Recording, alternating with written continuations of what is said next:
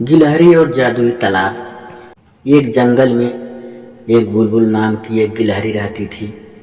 वह बहुत चंचल और उछल कूद करती थी।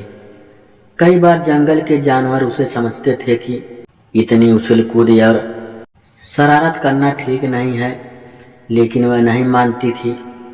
उसे यह सब करने में मजा आता था।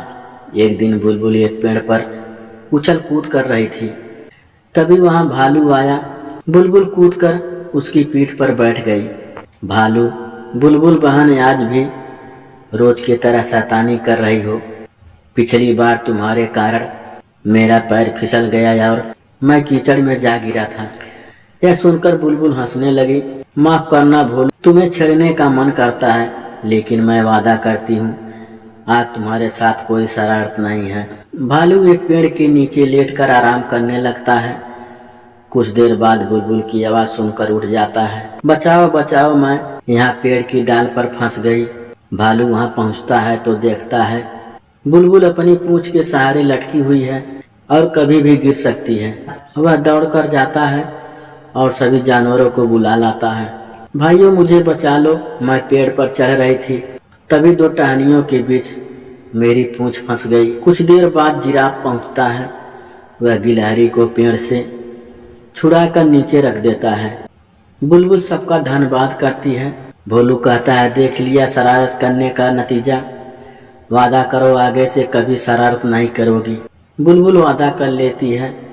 वह 2 दिन चुपचाप अपना खाना खाकर एक पेड़ पर बैठती रहती थी, लेकिन उसका मन बहुत उदास था। उसे तो उछल कूद करने में मजा आता था।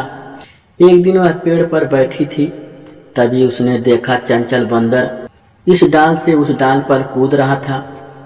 यह देखकर बुलबुल का मन भी यही सब करने का होने लगा। अगले दिन उसने फैसला किया कि वह जंगल से दूर दूसरे जंगल में जाकर खेला करेगी, जिससे गांव वालों को उसकी शरारत के बारे में पता नहीं लगेगा। सुबह होते ही वह सबसे बचाती बचाती दूसरे जंगल में पहुंच गई।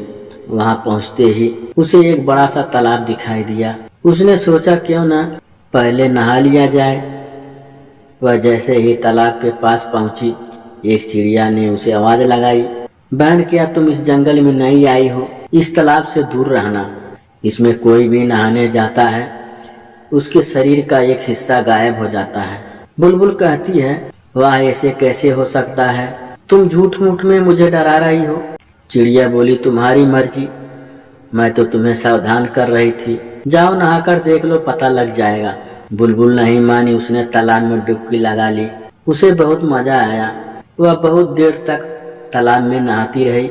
जब वह तालाब से बाहर निकली तो चिड़िया उसे देखकर हंसने लगी। बुलबुल बोली, तू क्यों हंस रही है? चिड़िया बोली, तुम्हारी पूंछ कहाँ है? बुलबुल ने पलट कर देखा तो उसकी पूंछ नहीं थी। बिना पूंछ के वह बहुत बुरी लग रही थी। बुलबुल रोने लगी।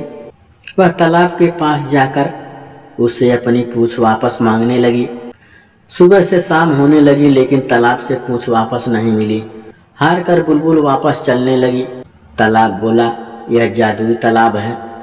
तुम्हें चिड़िया ने मना किया था यहाँ नहाने के लिए, लेकिन तुम नहीं मानी, इसीलिए तुम्हारी पूंछ चली गई। बुलबुल बोली, मुझे माफ कर दो, अब मैं कभी किसी से बिना पूछे उसकी कोई चीज इस्तेमाल नहीं करूंगी। तालाब बोलता है, अब तुम अपने जंगल में जाकर सब जानवरों से माफी मांगो और आज से शरारत करना बंद करो। जंगल में सबकी मदद करो, फिर धीरे धीरे तुम्हारी पूंछ वापस आ जाएगी। बुलबुल जंगल में वापस जाती है। बिना पूंछ की गिलहरी की हंसी उड़ाने लगते हैं, लेकिन बुलबुल बुरा नहीं मानती। वह सबसे माफी मांगती है। फिर वह सबकी मदद करने का वादा करती है।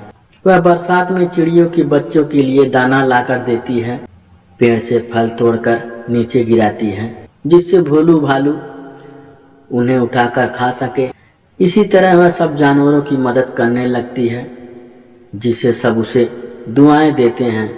उनकी दुआएं से उनकी पूंछ धीरे धीरे वापस आ जाती है। यह देखकर गिलहरी बहुत खुश होती है। शिक्षा, बिना आज्ञा किसी भी चीज को इस्तेमाल नहीं करना चाहिए।